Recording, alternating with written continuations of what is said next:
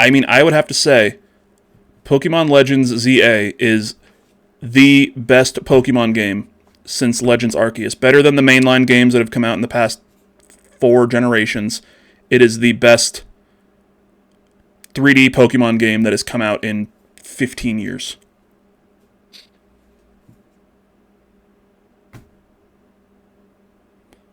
You're quiet.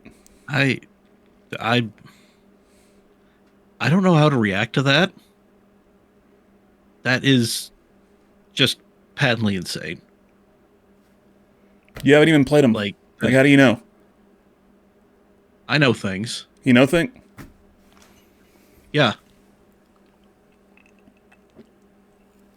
Well, I know the Pokemon Legends ZA is the best Pokemon game that has come out in the past 15 plus years. That's what I know. I mean, I love that this is the hill you're going to die on. Yeah. Because at least I'll be dead.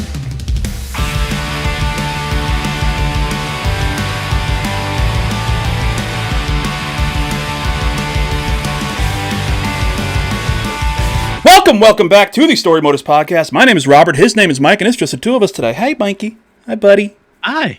Hi. How you doing there, bud? I missed you. Oh, I missed you too, friend.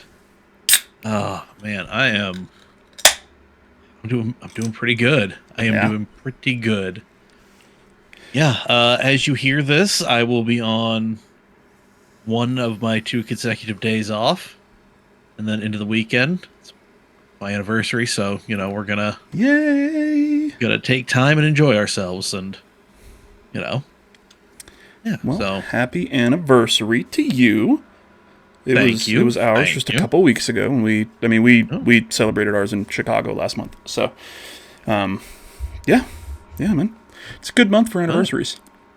Really is. Yeah, really is. I'm wearing a hat tonight because my hair is unruly, but I'm growing it out, and it's just in a really bad spot right now. So, yeah. I'll be wearing a hat probably for the next 5-6 months or so until I'm fine with it. Yeah, and then like I said last week, once I'm fine with it, a couple days, and then I'm just gonna cut it all off. Yep. So, or I'll be a big reveal. Yeah, or I'll be a headband guy. I'm gonna get some headbands and just like wear those. I like it. Yeah, I think I could pull it off. I could pull off a headband. Oh, for sure.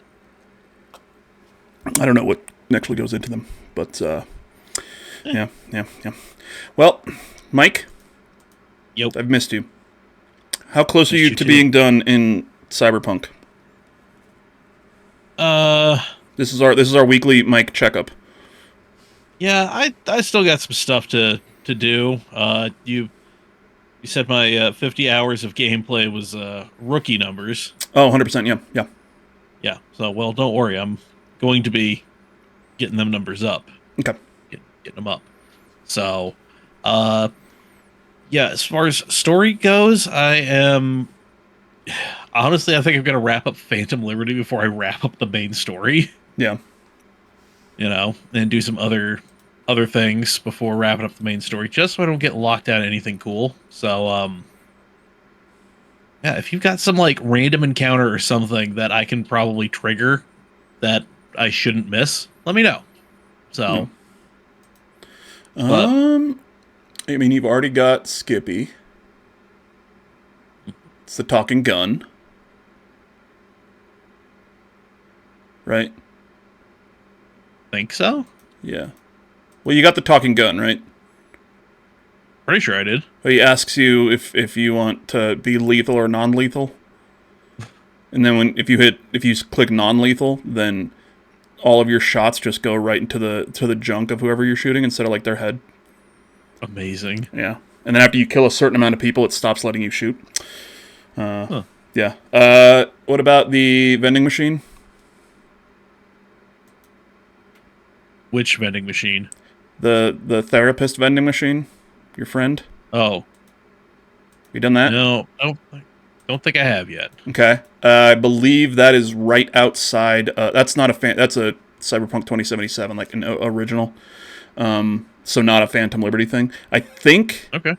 I think it's right outside of like your first apartment at like Mega Building 9 or whatever. And down by the stairs, there's like the vending machines like talk and stuff. It's one of those. Yeah.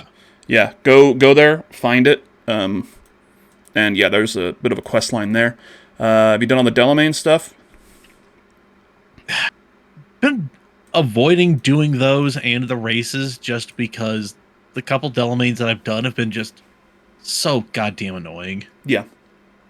So that's kind of where I'm at with those. Okay. Yeah, the Delamains are. I liked one of the ones that you find. Yeah. I don't know if you saw it, so I don't want to do spoilers or anything. And then the races, I think it's just that one storyline of like a few races, is it? Or are there like a lot more? No idea. Yeah, because I know there's one storyline where you help. I think her name's Claire. Yeah. Yeah, and she wants your help doing some like races and stuff. And it's like I think it's only like 3 or 4 races tops. Okay. And then that's just for that storyline, and it has like an ending. There might be more races that you can do after that. I don't know. I don't remember, at least. I just remember that one storyline specifically. Okay. Yeah. Yeah. If it's just something like that, I'll plug in a controller and just knock it out. Yeah. Yeah. Oh, yeah, and Claire is a dope character. Trans rights are human rights. So, yeah. Fuck Donald Trump. Fuck ICE. I saw a post earlier, and it was like, every once in a while when I'm listening to a podcast or something and I hear them just kind of stop and say, fuck Donald Trump and fuck ICE, it just makes me feel happy that I know I'm listening to the right thing. So we're going to throw that out in here, too. That's us. Fuck Donald Trump. That's us. Fuck ICE. Fuck J.D. Vance and the couch that he fucks on. Goddamn. Nah, Mike, have you been playing anything else or just Cyberpunk lately? Pretty much just Cyberpunk, but yeah, I don't know. I keep thinking I'm going to start something else or get back to something, but I'm like, I don't think I have the attention span anymore. I don't think I can juggle 2 games. Dude, for me, that's not even really a fucking attention span. That's like what's the word? Phrase. OCD type thing. Oh. Yeah. Like I can't, I don't know how people are like, oh, I'm going to jump into this game and then I'm going to go to this and then this and this. I'm like, I don't know how you pay attention. Like I can't go into a new game. For the most part, like right now I can compartmentalize some things, so like I was playing Yakuza Kiwami and then Pokemon came out. But now, like, I'm all in on Pokemon until I'm done with it, and then I'm going to go back to Yakuza Kiwami. Actually, no, I'm probably going to go over to Outer Worlds 2, because that comes out in a week and a half or so. And then I'll be back at Kiwami once I'm done with kind of everything else. But then, like right now, it's all Pokemon. It's all I want to play. Yep. Yeah. I get it. But it's a great game. We'll talk about that here in just a little bit. Today's episode is talking about Pokemon. It's not an oops all Pokemon. That's going to be that's in the future. This is just going to be about Pokémon Legends ZA, and then we're going to look at some leaks apparently that came out the other week. They might not be real. They might be real. They might end up just being bullshit. But yeah we'll talk about that. Going to try to stay pretty spoiler free in Pokemon. I'm not done with it yet myself. I'm about 20 hours in, but if there's anything that I'm going to be like, hey, this might be a spoiler, we'll throw something up here. So, Mikey. Yo. I've missed you. I've missed you too, buddy. We're gearing up for some Extra Life stuff. We were talking about it earlier today. We've got some giveaways planned. Yup. And I need to talk to you about that and about like the thing that I texted you the other day about Extra Life, so we can get stuff completely kind of started and get links sent out and shit. Yeah. We got a good episode coming up next week too. Tonight's going to be a good episode. Next week's going to be a dope episode. Week after that's already planned out too. Mm-hmm. Week after that is not, but I have an idea, and I'm going to try to see if there's probably no possible way to make it happen. But hey, yeah. We'll talk about next week's episode a little bit at the end today. Yeah. What's up, Mike? Nothing. I thought you were going to say, you know what, and then I cut you off, and I'm sorry. Nah, I wouldn't go anywhere with it. That's fair. Well, let's take a quick, we're going to show a little video here. Probably the video from our good friend Cameron French about the pancake skank. It was just in my goddamn mind. Fuck. Seed and Spark. Seed and Spark is the site. Seed and Spark. I think. I could be wrong, but I'm pretty sure that's it. But Cameron is going to tell you exactly how to sign up for an account there. He's going to kind of tell you some of the things they're giving you if you help them to make Pancake Skank a reality. It's a short film from Sav Rogers, and then Cameron French is the art director, I believe, or the visual director. I forget. I said something last week and it was wrong. And I'm probably saying it wrong again. But take a look at this and go help fund Pancake Skank on Seed and Spark. And if that's the wrong name, sorry, but take a look at this.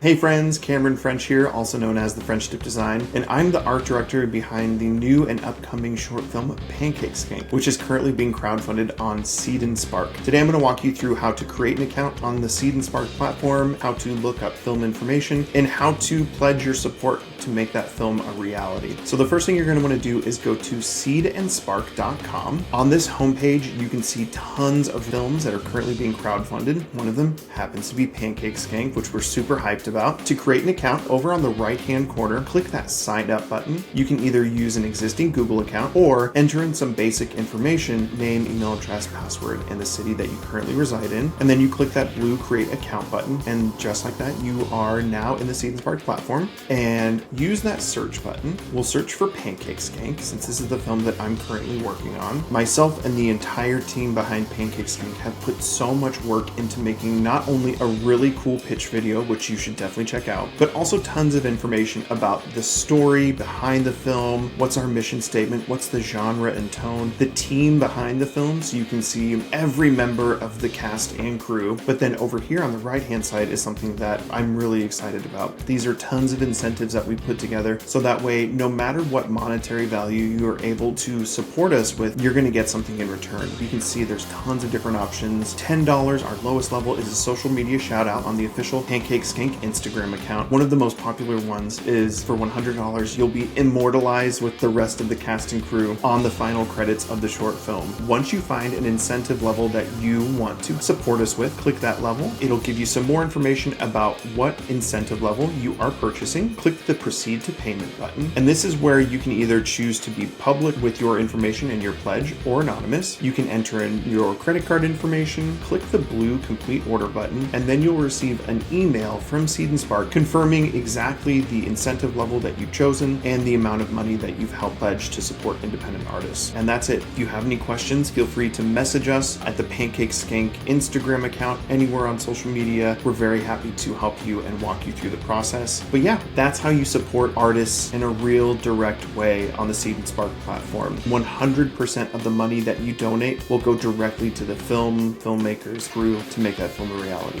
Thank you so much, y'all. I hope you choose to support Pancake Skank while we are doing our crowdfunding campaign. Have a great rest of your day. Welcome back from that. Once again, if it's not Seed and Spark, I'm sorry, but I'm pretty sure it was. Pretty sure I was correct there. So, Mike, this week, I'm holding you hostage a bit to talk about Pokemon. That's Pokemon. Pokemon. Pokemon. Well, that is Scarlet. Whatever. Have not played that one whatsoever. I played the shit out of Violet, put all of my Pokemon into Pokemon Home, and then I sold Violet, and I've got Scarlet, and I'm going to pull them all back there. But we're not talking about that tonight. We are talking about Pokémon Legends ZA, the brand new game that just came out last week, I think. Last Friday, pretty sure. Thursday? I don't remember exactly. It was a few days ago or something. for the Nintendo Switch and the Nintendo Switch 2. I have it on the Nintendo Switch 2, and I bought the Switch 2 version. The case is out there. I would grab it, but it's, it's far. It's fucking awful, though. All the Switch 2 cases are fucking terrible. Oh, God. They have a giant fucking just ass of text on the bottom of them being like, oh, this is a Switch 2 game. Make sure that you have a Switch 2. But I have been playing it all weekend. I've been looking forward to it. I absolutely loved the last Legends game, Pokemon Legends Arceus. I thought it was a very fresh take on Pokemon, with a lot of cool ideas and great ideas that they pulled a few of the things into Scarlet and Violet, and they brought a lot of them obviously back here. And I'm very excited for it, and there's a lot of new stuff. So, Mike, what is your history at all with Pokemon? Oh, man. Yeah, I was right kind of the upper end, but still within the key demo when the original Red and Blue came out. So I had Blue, my brother had Red. I now have both cartridges, so got that going for me. In addition to some kick-ass Christmas lights. Nice. But I like those. Yeah, no, we played the shit out of it. Me, him, and my friends, like, we would go to Pokemon tournaments and actually, like, battle, so that was awesome. We got Yellow, my brother got a Game Boy Color, and then, yeah, kind of after that, I kind of fell out of it. Yeah. Just out of the Game Boy just in general. I barely played mine. It's fair. And then, didn't really get back into it until I got my Switch Lite. And I got Let's Go Pikachu, and also, before that, Pokemon Go. The death grip that it held upon us. Dude, oh man. I remember getting Mewtwo in Pokemon Go, and it was like this big event, and it was, I think when it was like, it was at its peak and everything, and it was catch, and during this week you gotta catch so many things. I forget exactly how, but you had to like earn a ticket to be in one of these Mewtwo raids. So I got a ticket, and then my best friend David also got a ticket, but he worked during the time that it was supposed to happen, because it was like, it's on this day at this time. So I went to his work, and on his break he came outside and brought me his phone, like unlocked and everything in Pokemon Go, and I just kind of kept it there because I was like, fuck it, like I'll bring his there, I'll go with my phone, and we'll, I'll catch it on both, I'll try to. And I remember his game started acting up and would not connect to this thing at all, and I couldn't. There were other people that had the same problem. They're like, oh yeah, just reboot your phone real quick and come back. I'm like, if I turn this thing off, I'm not getting back into it. It's not my phone.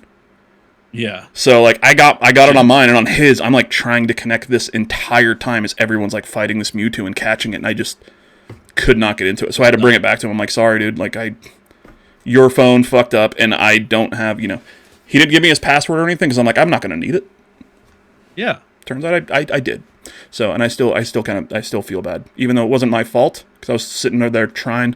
I was trying, man. I was trying so hard. Yeah, man. We're trying. You're giving it your all. But yeah, we used to kind of go around a bit, not crazy amounts, but just, if we're nothing going on, and see a notification, be like, oh, there's an Articuno, or like there's a legendary that's going to be at this place out here in our town here in half an hour. We'd be like, hey, what are you doing? Let's go over there, grab it. Yeah. Whatever, and then come home. But yeah, that is Pokemon Go. And then you said Let's Go Pikachu? Yep. Okay. How'd you like that one? Because it's kind of a remake-ish of the Red and Blue and, well, Yellow. Yeah. Really. Yeah. So, yeah, I don't know, it was fine. It's very much baby's first Pokemon game. Yeah. Yeah, I'm just like, oh, it's a Pokemon game. And it's like, Not really. It's a Pokemon game like Pokemon Go is Pokemon game. Yeah. Like, you do have the open, well, not the open world, but, like, you do have the actual overworld that you're walking through. You are catching things, but then, yeah, the actual catching is just, oh, click on it and then do this with the Wiimote or the Switch thingy. And it's like, I don't want to be doing that. Just, why? Let me catch the damn thing. Yeah.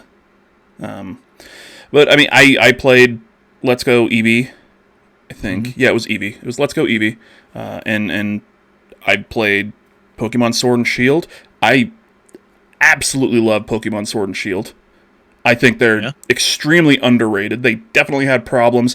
Most of that was due to the Switch hardware not being optimized and not being as great for it. But the storyline,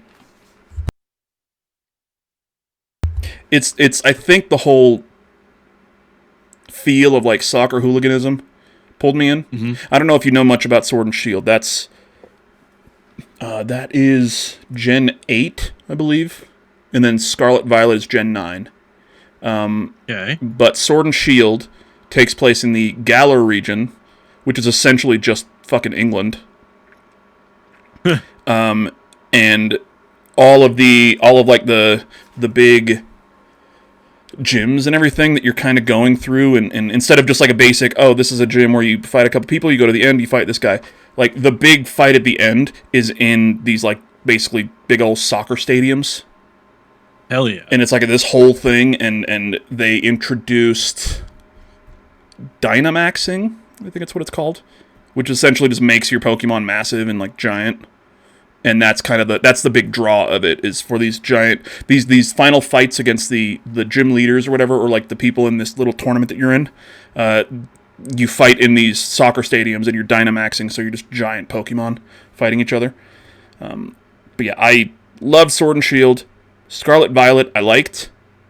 It has a weird time travel storyline type thing that I never really got my head around because I don't think I was paying attention too much. I say I didn't get my head around like it's a fucking M. Night Shyamalan movie. No, I was just kind of like, oh yeah, this is cool. All right, this thing is a motorcycle. But Pokemon Legends Arceus is, for me, Pokemon Legends Arceus is the best Pokemon game made since Soul Silver, Heart Gold. Yeah. Like, which are the remakes of, Silver and Gold. Maybe like Omega Ruby, or the remakes of like Ruby Sapphire, kind of that thing. But I think, for me, Pokemon Legends Arceus is the best Pokemon game in the last 15 some odd years. And that's not it's technically not a main line. That's a side, that's an offshoot. Do you know anything or much about Pokemon Legends Arceus? No. Okay. So that is it's a side game, but instead of being a side story that's just there's a lot of spin-offs for Pokemon. Yeah. Like Mystery Dungeon and Pokemon Cafe and all this shit where it's in the world of Pokemon, but you're not doing the same thing. You know what I mean? Like you are running a cafe in Pokemon Cafe. Mystery Dungeon, you are a Pokemon and you're kind of walking around this world, and it's all this stuff. Arceus is, I think, the closest to like a mainline Pokemon title that any of the spin-offs get to, because you are in this world. You are in a 3D world. You're running around. You're catching Pokemon. You're doing battles and everything.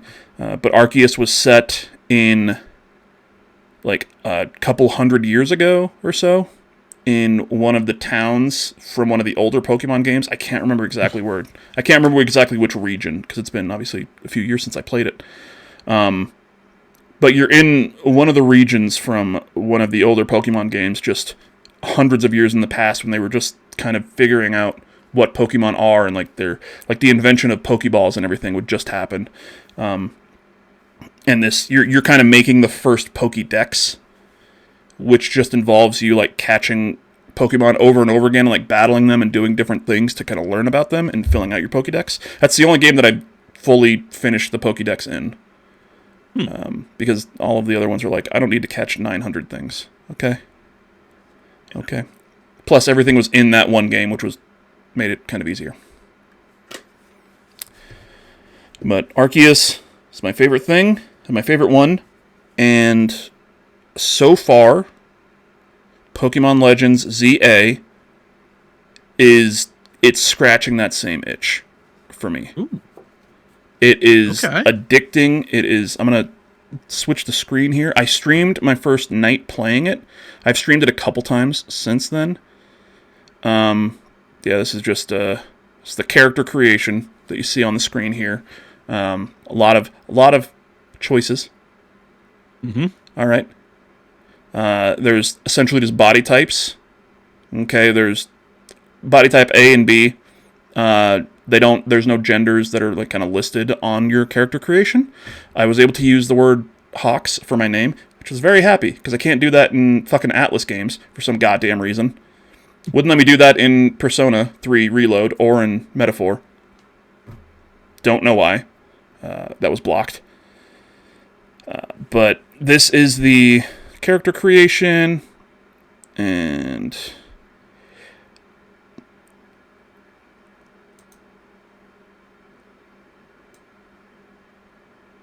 I believe for the first bit of this stream, I didn't have the sound on from the game. Oh. Yeah. Oh, no. But this is just like the opening cutscene here. There's no voice acting, and that was a lot of things with the reviews where like people are like, "Oh my god, I can't! It's so embarrassing they don't have voice acting yet. It's not acceptable that they don't have voice acting, and it's like the biggest game franchise of all time." And I'll be honest, I was like, "Come on, really? Is it really that important?" And I started the game, got to this first cutscene, and I was like, it's an embarrassment that they don't have voice acting. How do they not have voice acting in this billion-dollar franchise? What the fuck? I was like immediately on the side of they need voice acting. But this is just the opening cutscene. Your character, you are on a train to Lumiose City. This is not like just a fucking random camera angle. This is from the perspective of a creature who jumps in your main character's bag. And yeah, you'll see more of that later in the game, probably like really early on. But I still don't know exactly why. I haven't gotten that far into the game. But yeah, you come off the train in Lumiose City. Lumiose City is under an urban redevelopment plan. Essentially just means they're rebuilding shit in Lumiose City, in trying to make it a place where Pokemon and humans can live together and coexist. But what they've done is made a bunch of places in the city into what's called wild zones, where you kind of go through the entryway, and then all the Pokemon in there are just wild, and you can catch things if you want to. You can fight in there if you want to. And that's where you're going to actually get Pokemon, because the entire game takes place in Lumiose City itself, just in this circular city. I was just kind of standing here. I don't know why. But let's fast forward a little bit here.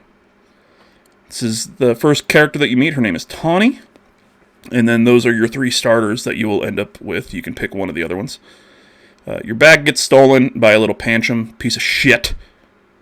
You chase him. It's the beginning of a Pokemon game. You chase it, and it's like, oh, we need to battle, but you don't have a Pokemon. I just happen to have 3, a fire, a water, and a grass. Pick one. So let me ask you, Mike, what do you, when you play Pokemon games, do you pick the same type of starter? Like, what'd you pick in Red and Blue? Let's see. Blue, I did Blastoise. Red, I did Charizard. Okay. Charmander. Yeah. Yeah. Charmander and Squirtle. Yeah. So I have been a fire starter since day one. Really? Not just the Prodigy song, but I was Charmander in the first game, and just since then, every game where you like actually pick, because there's some, like the Let's Go game, you just get a Pikachu or an Eevee depending on which one you get. Pokemon Yellow is the same thing, where you just get Pikachu. But any game that gives me the choice, I just always go with the fire starter. And at this point, like, it's just tradition. I'm just like, I'm getting a new Pokemon game, or have a choice. Cool, Firestarter. We'll deal with whatever we need later. And this one, the 3 starters are starters from older generations. Good. I was about to say, I recognize those guys. Yeah. It's Totodile, which is the water. I can't remember exactly which gen they're from, unfortunately. Yeah. Totodile, Chikorita, which is a grass type, and then Tepig. I want to say Totodile and Chikorita are Gen 2. Or at least they're from the same generation. Not interested. I'm trying to look it up quickly. Gen 2, yep. Oh, yeah. Totodile is Gen 2. And Chikorita? Yes, Chikorita is also Gen 2. So Chikorita, Totodile are Gen 2. Tepig is... I don't even think it's Gen 4 or Gen 3. I think it might be 4. Yeah. Gen 5. So... Damn. Because... if I remember correctly... Yeah, Cyndaquil, which is the Firestarter from Gen 2... was one of the options in Pokemon Legends Arceus. Okay. One of the ones that you could choose, and then I forget what the other 2 were in that one. But yeah, so in this one, instead of just doing 1 from each different generation, it was 2 from 2 and then 1 from 5. I don't know why they decided. I don't know how they decided it, but whatever. But I went with Tepig. Who's a little piggy. Who is now a giant, not fucking piggy. I mean, he's a giant boar, and he looks like a wrestler. So. Hell yeah. So yeah, this is just kind of the beginning of the game. And the thing about Legends ZA is there's like a brand new battle system. It's not turn-based anymore. Really? Oh. Like, let's see here, because I think we're about to start a battle here. Unless, did we just do one? Okay, no. You were challenged by this asshole. So you can see on the screen here, I have Tepig. One of the best Pokemon. One of the best Pokemon, yeah. So the basic, you can't fucking read that, but because it's tiny on my screen. But you're just kind of out in the world, and if you... I just paused. You can't see... Well, you guys can't see the cursor. Mike, can you see the cursor there? I can. Okay. So right where Tepig is on the screen here. Yeah. You'll see a couple things. It's very faint because I think they're both normal type moves right now. You've got Tackle and Tail Whip. So when you're in a battle, what you do on your controller is you're holding the left trigger to kind of aim on the Pokemon that you're battling against. And then as you're aiming, you have your face buttons that will correspond to the different moves that your Pokemon can do. So instead of picking a move, it goes, you go, it goes. You're kind of you're running around the battlefield, and you can move anytime that you want, and you have like a dodge roll in some cases. Highlighting Pokemon and then hitting a move, and then each move has a cooldown. So you can hit, Ember for a Tepig. It's one of the first moves that it gets. Ember, it's a fire move. You hit that, and then that's got a cooldown. So while that's cooling down, you can do a Tackle, or you can do a Tail Whip, or you can do something else. And it is definitely something to get used to if you've been playing Pokemon since the beginning. Without that whole, the turn-based battling. It is more, I guess, active battling. Like if you played any of the more modern Final Fantasies, this is kind of a similar. Yes. Yeah, that's So I went into our Discord and a few other Discords, and I was like, "Hey guys, we're doing tonight we're talking Legends ZA. If you've played it, if you have any thoughts, what are your starters? What are you thinking about the battle system? All this stuff." And I got quite a few replies, so let me pull those up. Because somebody did actually bring that up as well, that like specific thing here. Oh yeah. Somebody mentioned Final Fantasy. And now I'm looking through them. And oh, yeah, the very fucking first one. Hero of Time. Kind of Funny Best Friend, and just in, that community, in Dex's community, Nuggy's community. Hero of Time 73. I'm so early, but I picked Totodile. Also, I like the battle system way more than I thought I would. Reminds me of the active time battle from Final Fantasy VII Remake. So yeah, just as you said, that's kind of what it is. It's that you're making the decisions to do the moves, but in real time. Yeah. So as you can see, like my character, I can run around, and I think for a minute I didn't know. So the options that I have on mine right now. Yeah, Tepic's just getting his ass kicked. Take it to the fucking dome. So God damn, this obviously is not a Switch. Open hand slapped him with all the disrespect. So Jesus. On the screen here, it's got the little face buttons here on the corner that you choose from. So you're holding down a trigger. So obviously an Xbox controller. So you're holding down the trigger and then you press, this one or this one right now to do moves on my screen. That's all I have because he's only got the 2 moves, my Tepig. But on my Switch 2, I have switched the A and B and the X and Y to be more like this, like the Xbox controller. So I'm holding the button and I'm pressing this for tackle, because that's, on my list here, that's the top thing on the little square diagram, not doing anything. It's because I'm an idiot and I switched them. So then I press X here, and it actually did the thing. So I'm getting my ass kicked here because there we go. I figured it out. I just figured it out. Also, I've used Tail Whip more in this game than I've used it in any Pokemon games, in all Pokemon games combined in my entire life. Right. Because now that you've got the cooldown on Tackle, that's cooling down, I'm going to use Tail Whip to lower their defense. And then when Tackle comes back, I'll do a little more damage. Because it's more of this, once again, active type deal. But yeah, it is this battle system. Honestly, like I said, I didn't know what to expect too much because I was trying to not look at too much of this game before it came out. Even though it's Pokemon, there's what kind of spoilers are you really going to get for Pokemon? But still, I don't want any at all. I didn't even want to know there were Pokemon in this game. Turns out there are. Holy shit! Who'd have thought?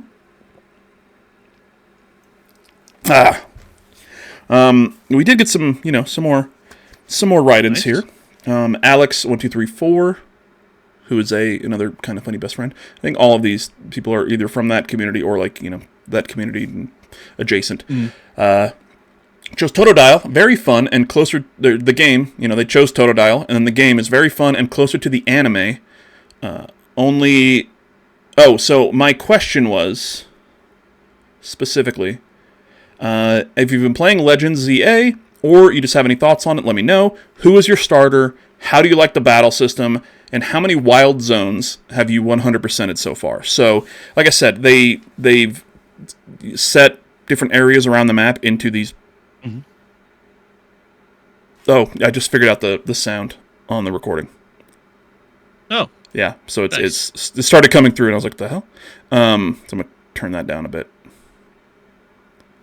It's not that loud. We'll just do that.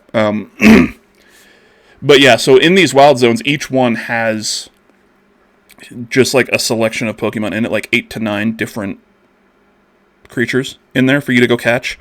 So the very first one is just like, it's like Mareep, the little sheep thing. It's a Weedle. It's one of the birds, the basic birds. And then when you catch all of them, you get just a little signifier that's like, hey, on this wild zone, you've caught everything in there. You can go in there again. You can catch things more and more, you can battle, but it's just like, hey, everything that is in here for you to catch, you've caught. Okay, so for me, and the way that I play video games, I can't move on in the main story until I've 100%ed each wild zone that's available to me. So that was one of the questions I asked was, who's your starter? How do you like the battle system? And have you been, how many of the wild zones have you completed so far? So Alex says, Totodile, the starter. Very fun and closer to the anime for the battle system. And then only one wild zone because I'm focused on the story. Like I said, that's just not how that's, and then I always chose the water starter in any Pokemon game. So Alex is kind of like me, only instead of the fire, it's the water. Verum Dex, our friend, has not played the game, but just says, I haven't played it, but I need to know why this city has a shortage of real windows. Please find out for me. It's because they're in France, and they do not like to look outside. Oh. That's about it, right? Well, yeah. Okay. Yeah. That's it. They don't like looking outside. What the fuck is there to look at in France? The Eiffel Tower? Oh. If you've seen it once, you've seen it millions. It's in Vegas. Go look at it there. See the Louvre getting robbed. I said if they looked out the window, they could have seen the Louvre getting robbed. It's true, but hey, yeah. So you get pulled in by Tawny here, and she helps you with this battle to get your bag back. She's like, hey, you can stay at this hotel that I live in, and now to get there at night, every night, one place in the city gets turned into a battle zone. Okay. Huh. And there's this the ZA or the ZA ranking, or I forget exactly what it's referred to as in the game. But the Z to A in the title essentially is for that battle zone. So each night you go into this battle zone, and that is your Pokemon. Hey, if somebody sees you, you're fighting. But then these fights, as you saw earlier, are the active battling and everything. So these battle zones, there's a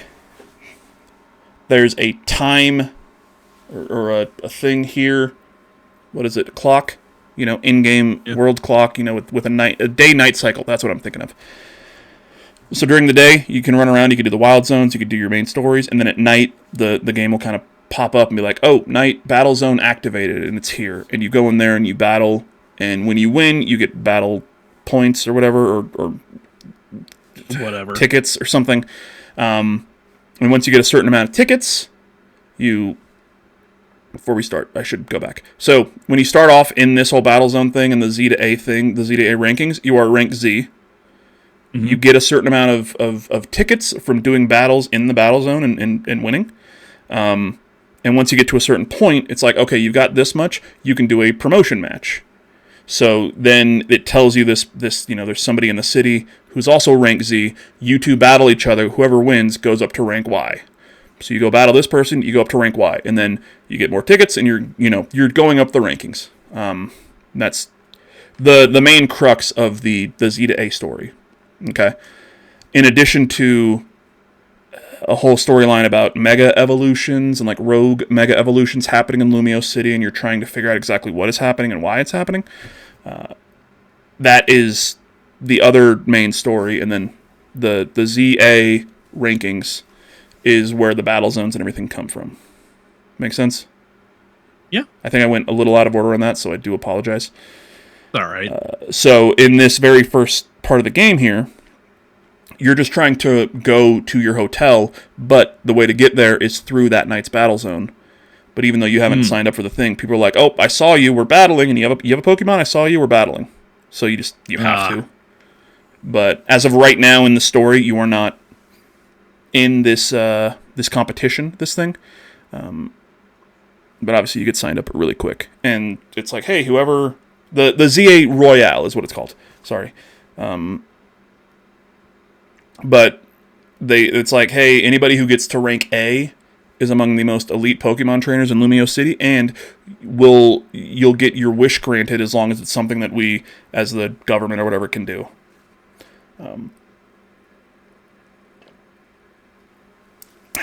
So anytime you're fighting, when you go to do the promotion battles, the people that you're battling will kind of tell you, oh yeah, I want to win because this is my wish. So the first, I think this is me going into, I'm trying to change the controls, but it's whatever. I can't do what I wanted to do. So the first person you battle for your promotion match, his name is Zach. He is a taxi driver, and he's like, I'm going to win, and then once I win, my wish will be to outlaw or ban any type of transportation in Lumiose City except for taxis. Oh, I'm like, okay, that's bastard. Weird. But, okay. So you beat him pretty easily, and he's like, oh, this is my 100th promotion battle loss. It's like, bud, just give up. All right, Zach, come on. So do you, as you're seeing anything, like as we're talking, do you have any kind of questions about it so far, bud? No, not really. Yeah. I mean, that's the great thing about a lot of these, about pretty much every Pokemon game. It's pretty straightforward. It does what it says on the tin. Oh, so, here we go. Oh, what the? So that is the little thing that jumped into your bag in the intro video. So you don't see it, Tawny doesn't see it, but Wembenyana over here sees it, and his Floette sees it, and it is a Zygarde cell, and Zygarde is a legendary Pokemon. Shit. From one of the, I forget fucking which gen, but it's one of the legendary Pokemon that just keeps popping up in other things. So you're just going to stay at this hotel. You're joining the Royale to help their team figure out these rogue mega evolutions that are happening around Lumiose City. So that's the pitch of the game. And you've got, like I said, this new active time battle, not time battle, but just this more active battle system. You've got the wild zones where you're going in and you can catch Pokemon there. The Legends Arceus brought in the idea of alpha Pokemon, which are just basically giant versions, not giant, but kind of twice as big versions of some Pokemon that are just super aggressive. They're a lot stronger. They've got red eyes, and they will just like attack you on sight. And this game brought that back, so you can battle them and you can catch them as well. And then it's like, oh, okay, instead of just a Magikarp, you have the Alpha Magikarp, who is twice as big, level 30, it's stronger, and you could still then take that and evolve it into, Gyarados or anything like that.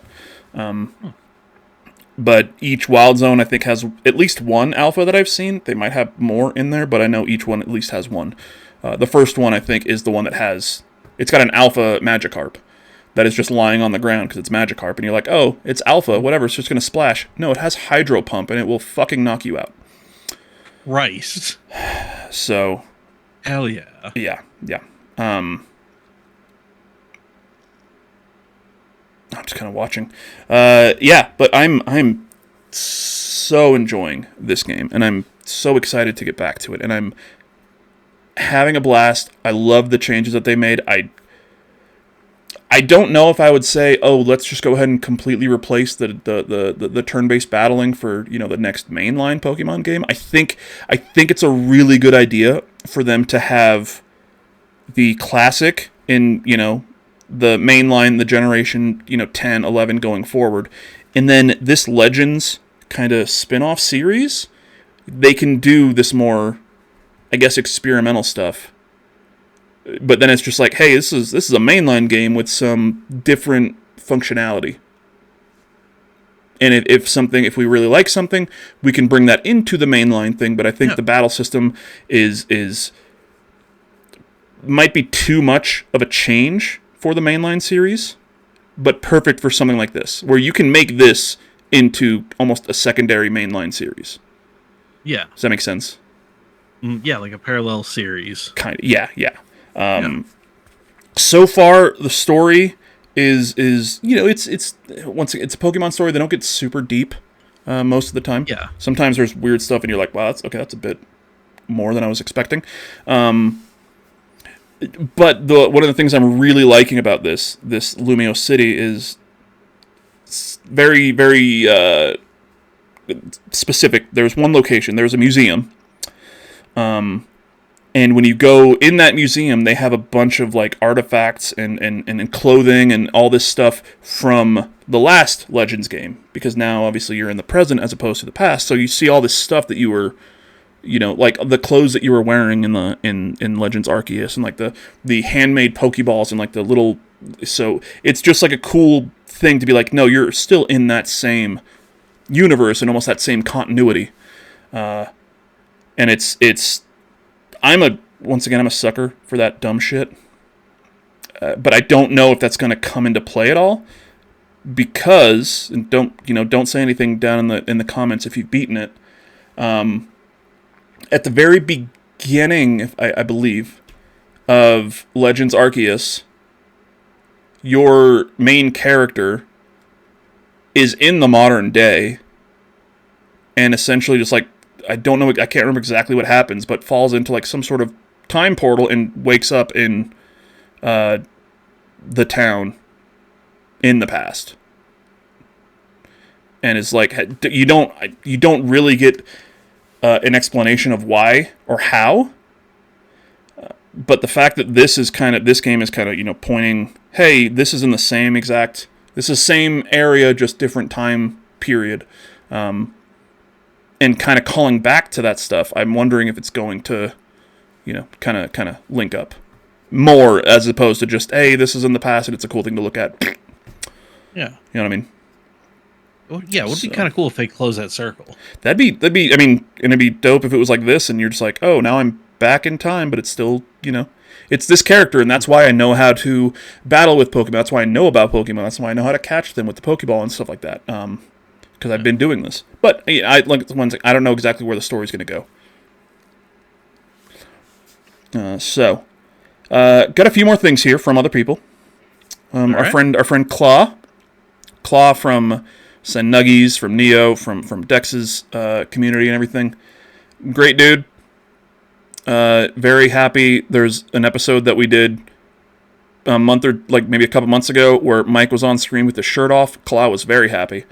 Mm-hmm. Anytime I talk to him on the stream, he's like, "Have you found me a bear yet?" And I said, "I'm working on it, bud." But Claw says, my starter was Totodile for Alligator. For Alligator is the final evolved form of Totodile. And Claw posted a picture of the Pokédex, and it's complete. Like, he finished the Pokédex. Hell yeah. 100%.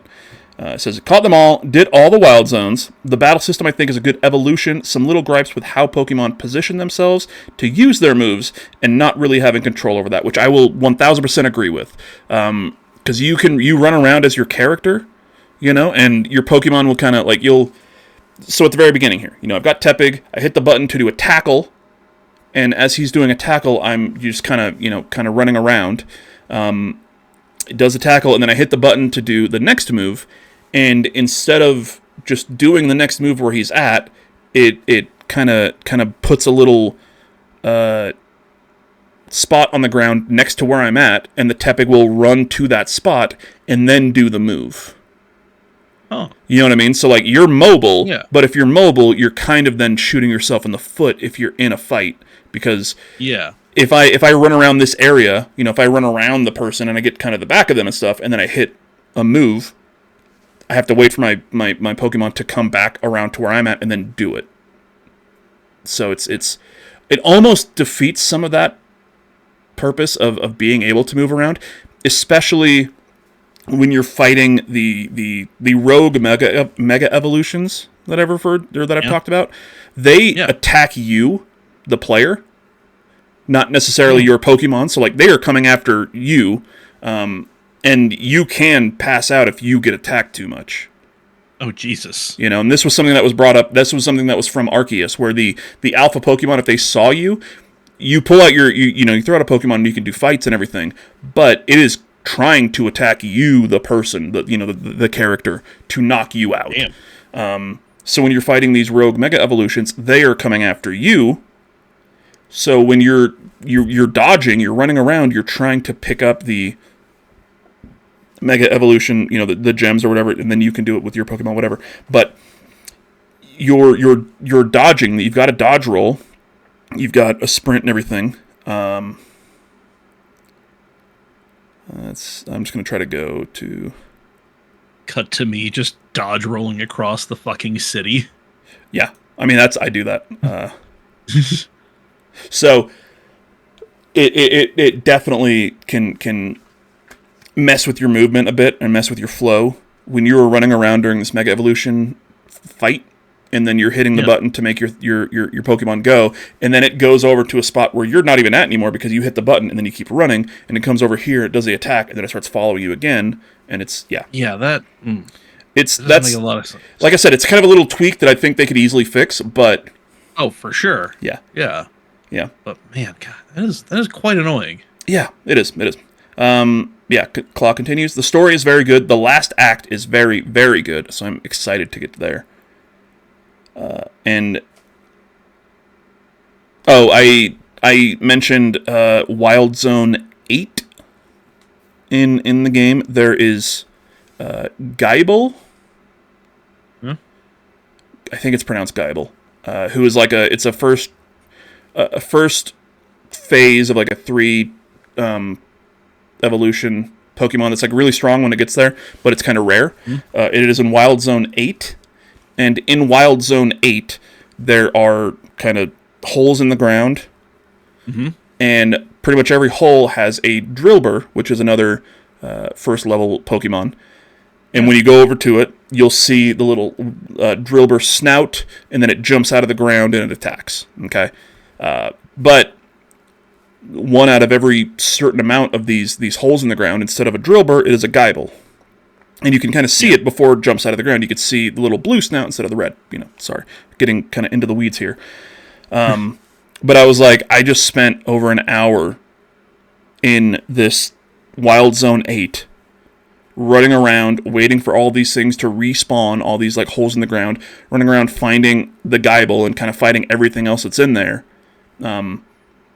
Trying to catch a Geibel, because any time that it would come out of the ground, I would fight it, and then I would throw a Pokeball at it, and it would miss, and then it would go away. Because one of the great things about this game that I don't know why they didn't do this fucking 30 years ago at this point, is if you knock out the Pokemon so it stops attacking you and it's kind of dazed, and then you can throw a Pokeball at it. You can do it earlier if you want to, but you can knock it out, throw the Pokeball at it, and catch it. Why couldn't you do that the whole time? Game Freak. Yeah. But once you basically have one shot to throw a Pokeball as it's knocked out, and if it pops out of there, it'll just kind of disappear. So I did that like 4 times with Geibels. I would try to catch it, it would disappear, and then I have to run around this thing, and I go through the day-night cycle once or twice before I see another one pop up. And I was like, I can't move on in the game until I get this. God damn. Yeah, so I said that to Claw, and he's like, yep, I was in that same struggle. I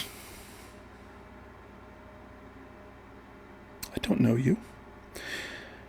And then, a small tip, you should get the colorful screws for the Canary plushies. So the Canary plushies are another thing that I still haven't really looked into too much, but essentially they're just things that you buy, and then they're in your inventory. And the one that I have that you get from somebody in the game is, hey, if you have this, you get slightly more experience points for everything that you do. And then there's a vendor that sells more of these plushies, and I bought one that just like kind of is a level 2 to that one, but then it's like, hey, if you have this one, you get slightly more gold during battles, if you win. Or if you get this one, you get slightly more something else. The character's HP is higher, so you can take more hits as the player before you get knocked out. So Claw's like, hey, I recommend getting those because they can really help. Danielle Z says that Rogue Mega Blank fight is a bitch. And I blocked out what she said because I was like, I don't know if I'm that far. And she's like, where are you? I told her where I was. And she's like, cool, don't read that yet because that happens later on. She says, that Rogue Mega Blank fight is a bitch. That's all I have to say. Kino Mega, another KFBF, I believe. I chose Totodile, and that was a mistake. Oh. Okay. And our friend Singer Bro, Steven, Singer from Neon Pocket Dimension, chose Totodile because of nostalgia. The battle system is interesting. I'm enjoying it as a concept, and it's fun to try out different moves in real time. I just feel the controls are awkward. Kind of agree. I've 100%ed 5 Wild Zones. My largest critique is, where are the voices? It's time to... I didn't read this ahead of time. Oh. It's time to ponyta up, Game Freak.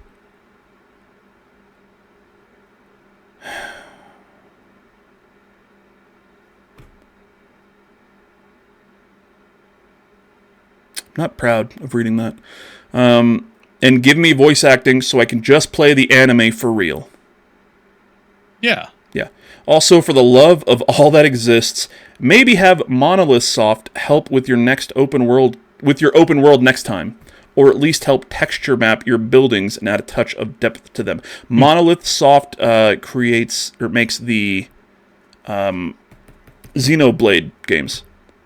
Oh shit! For the Switch, So and that's one of the biggest things that people are kind of bringing up is hey, you can't just say the Switch isn't powerful enough to do it, or the Switch 2 is not powerful enough to do it, because then you look at games like fucking Xenoblade Chronicles 3, which looks incredible, it's massive, and it has voice acting. It's like, no, the Switch can do it, but someone, either Game Freak or the Pokemon Company or Nintendo, is just like, you know what? We don't need to do it in Pokemon. But as the graphics get better and these storylines get more and more involved and more, I hesitate to use the word mature because that's not necessarily it, but just bigger in scale and in scope. There is so much dialogue in this game. Yeah. That it's like, yeah, you can read it, but it just takes you out because it's, like I said, that very first that opening cutscene. Like, this is so cinematic, and you're expecting a voice here. Yeah. So like take a look at this. I'm gonna finish this. I'm gonna grab a beer. So like, there's dialogue on the screen, but there's this. Yeah. No. Like. Go ahead.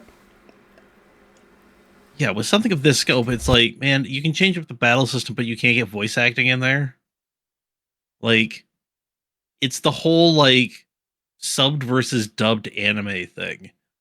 And like, listen, I've watched plenty of subtitled series, OVAs, whatever. But man, yeah, it does kind of take away from just actually sitting there and enjoying it and letting it happen to you.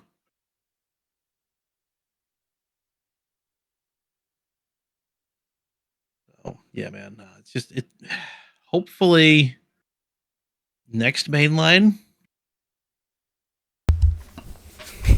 Yeah. Like we kept classic turn-based battle, but we also gave you voice acting. Oh yeah. I just had an idea, and I was just like, dude, imagine if 2026 is the 30th anniversary of Pokemon. Yes. That's how old we are, bud. But so it's kind of almost a not necessarily a lock because they haven't said it, but a lot of fans are like, oh, that's the 30th. They're announcing the next mainline series. Okay. Yeah. But just I was thinking, I'm like, what if the trailer for Pokemon Gen 10, which is the next mainline generation, the trailer is just, this character here, okay, this one of the main characters, kind of generic looking character, just kind of standing there and looking at something off in the distance, but the camera is just focused on them. And there's just nothing, even doesn't have to be anything crazy around them. Like maybe in a forest, there's a couple trees, or just like in a cityscape, there's nothing crazy about the environment, nothing that kind of gives away where you're at or what you're doing. You just see the character here, staring at something that we don't know of. Camera is like kind of slowly panning in to them, slowly panning into their face, and then you just hear them say, whoa, or like, wow, or like an actual word. And then it just is like, Generation 10. And that's how you don't have to show anything from the fucking game, but if you have one word of voice acting, like that, people are fucking going crazy. Oh yeah. But, I'm not Game Freak. which is probably good because I don't know how to make games. That's true. We're just a couple of game freaks. Yeah, exactly. Yeah, there it is. It'd be weird if there was a podcast named Game Freaks, and then they're like, "Hey, you can't call yourselves that because of Pokemon." They're like, "What's Pokemon?" Right? Yep. Also for the love of all that exists, Monolith Soft help with your next open world. Alex1234 from earlier. Oh, I love Xenoblade and Monolith Soft. They do magic. Singer Bro says, big fan myself. I haven't played Xenoblade Chronicles. Mostly because I want it to be on something that's not the Switch. It's like a Nintendo series, but I don't know. It's weird because I'll play every fucking Pokemon game that comes out, every big ass Pokemon game, but it's like something like that. For some reason, I want that to be on Xbox or even fucking Steam something. Yeah, I want to play it on a good large monitor. I want to see it on something big. Yeah. Which you can dock your Switch, but still, it's. But then I want this. I want something that, I can really just push my PC. To get the most out of this damn thing. Yeah, it's so. I kind of get why. Oh yeah, no, I understand why. Yeah, because these Nintendo games, you can't. They don't even put them on fucking PC. You can't play them anywhere but Nintendo series or systems, and it means you have to buy a Nintendo system if you want to play the next Pokemon. You got to buy a Switch 2. That is actually one thing that I wish would be the case for this next mainline generation of Pokemon. Switch 2 exclusive. I know if it comes out next year, that is very soon. That's less than a year or so, or at least maybe announced less than a year after the Switch 2 comes out. So it would be maybe premature to cut off the Switch 1. But you got to rip off that Band-Aid. Yeah. Yeah, you got to start cutting it loose. Yeah. Donkey Kong Bonanza is a Switch 2 exclusive, and that game is incredible, and that you could not fucking do that shit on the Switch 1. That's for sure. Yeah. Yeah, no, for this next iteration, they have to just be it's Switch 2 exclusive, so, go get the most out of this hardware. Because we only get to do this once. Yeah. Yeah. But, yeah, that's my kind of... That's probably one of the big things... Well, two big things on my wish list for Generation 10. Voice acting, Switch 2 exclusive, and just go fucking balls deep into that hardware. Yeah. Pull out everything that you can, Yeah. What would it take for you if you had a Switch 2? Yeah. Do you think you'd be picking up Legends ZA or maybe Generation 10 or any of the Pokemon games? Because you have a Switch Lite, so you could theoretically get this game. It is on the Switch 1. You could get Scarlet Violet and Sword and Shield, but you said you've gotten Let's Go Pikachu, and that's kind of it. What would it take for you to be I want to pick up this one or Generation 10 or something? I think probably if I had a full-fledged Switch, I probably would have picked up more, because as much as I like it, my Switch Lite, there are times where I wish I could just have it on a TV and I could be playing with a pro controller.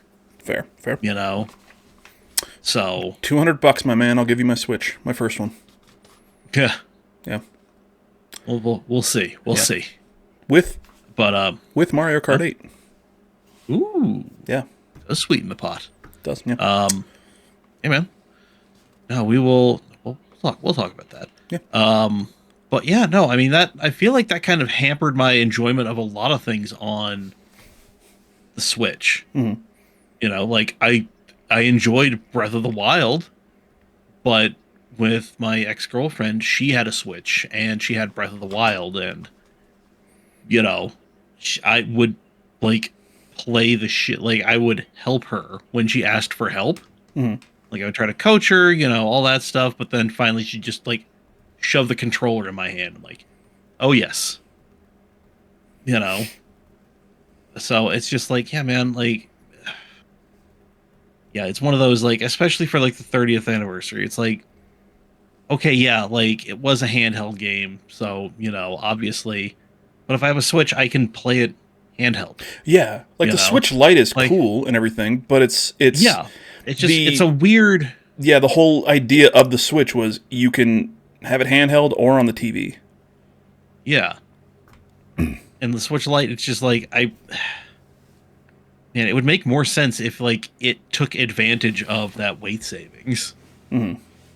If it took advantage of the not having to, like, it can devote more power to other things. Yeah. But whatever. Yeah. Like I said, the Switch Lite is a fun console.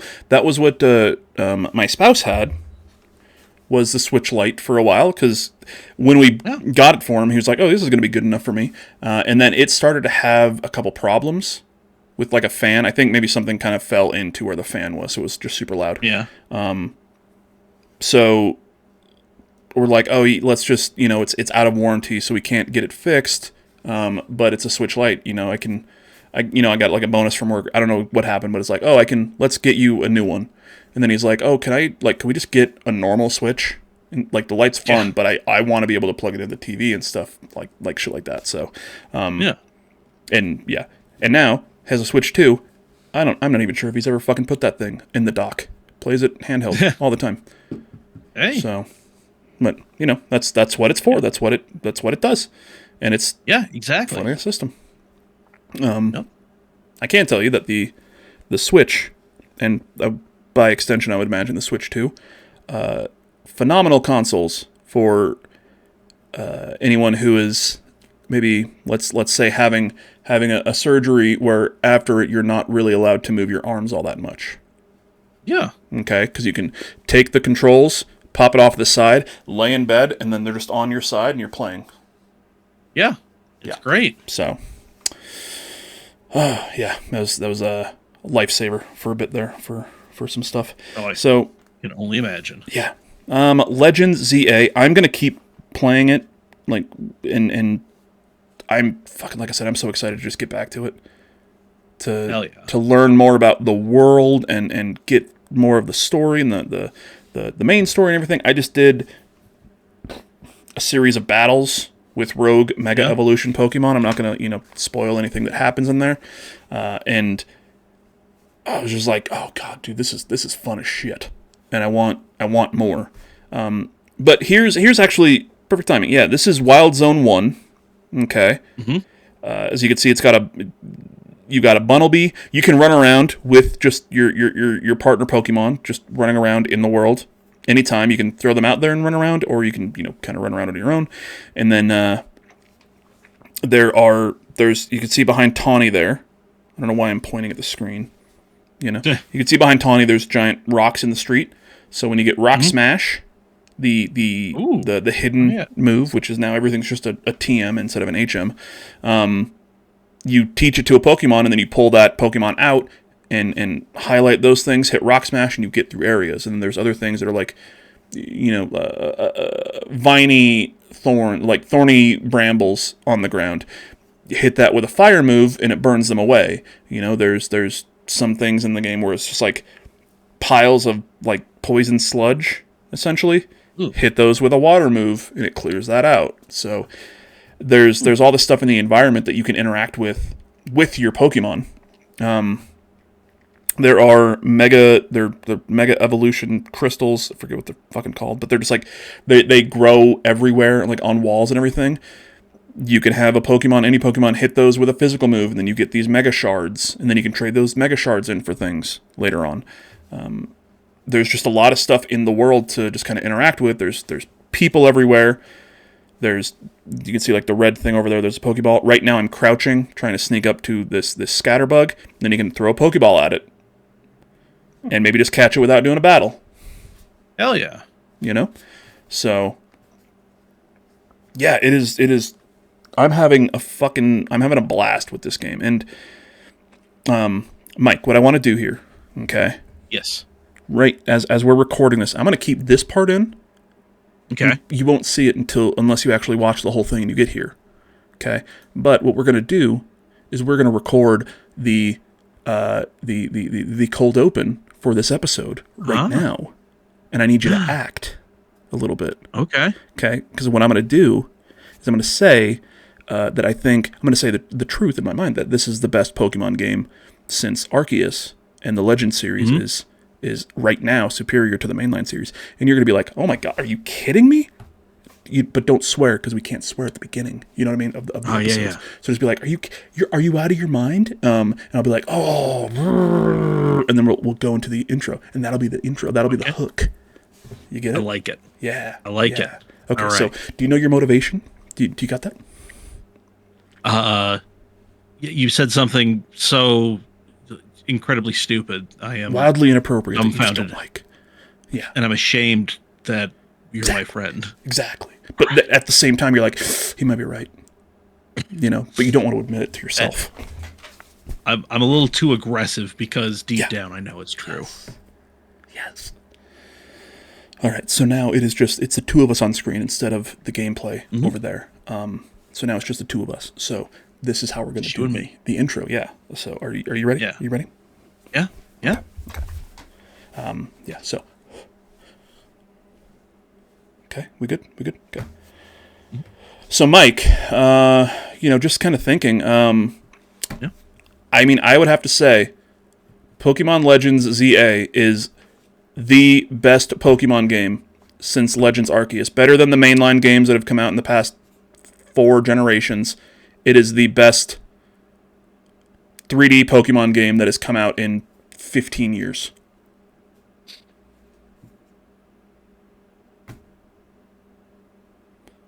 You're quiet. I don't know how to react to that. That is just patently insane. You haven't even played them. Like how do you know? I know things. You know things? Yeah.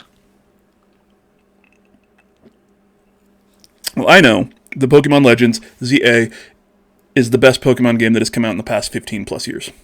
That's what I know. I mean, I love that this is the hill you're going to die on. Yeah. Because at least I'll be dead. Yeah, I'll come by and, throw flowers, but I'm not going to be like, this is an avoidable tragedy. It could have not been dumb, but here we are. I'm right. That's what I am. There are a lot of right people that got burned at the stake. Exactly. And they were right. I think that's the thing to learn from that, right? I don't know. We'll find out in the next Assassin's Creed game. Yes. Yeah. So, all right. And scene. Oh, that was great. Oh my God, that was great. Good. Mike, Get it. Ooh, speaking of Assassin's Creed, did you hear that fucking story? No? Little side tangent here. So apparently Ubisoft canceled and I don't know if it even got far in development or if it was more of it was probably just still kind of in the idea stages. Yeah. Canceled an Assassin's Creed game that was set after the Civil War during the Reconstruction, and you played as a former slave.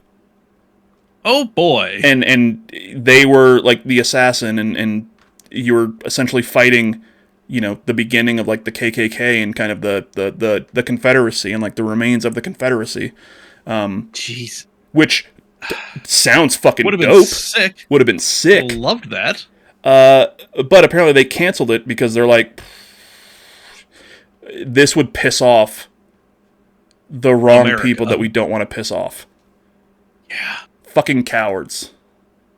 Mm-hmm. Fucking if you piss off Nazis, you'll sell more copies.